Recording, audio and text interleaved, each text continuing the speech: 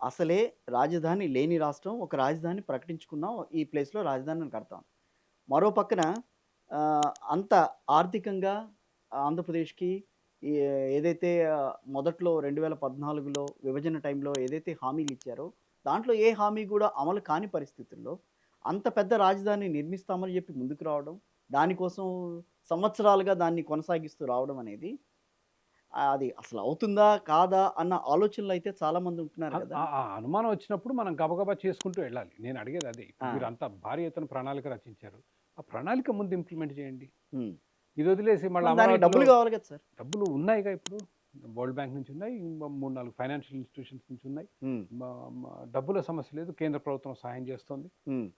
So, right now it is not a funding crisis. ఆర్థిక వనరుల మూలంగా అక్కడేమి ఇప్పుడు ఆగలేదు. అది కరెక్ట్ చెప్పగలరా ఆ మాట?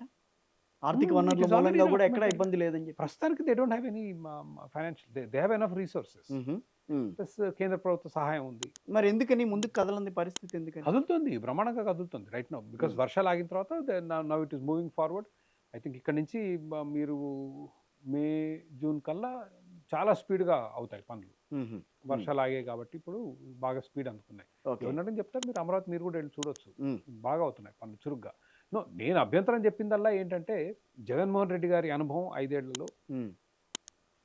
ఇప్పుడు ప్రజలు త్వరగా రాజధానికి ఒక ఒక రూపు చూడాలని ఆశిస్తున్నారు. యెస్. మీ మొదటి 5 సంవత్సరాల పాలనలో కొంత జరిగింది, కొంత జరగలేదు పని.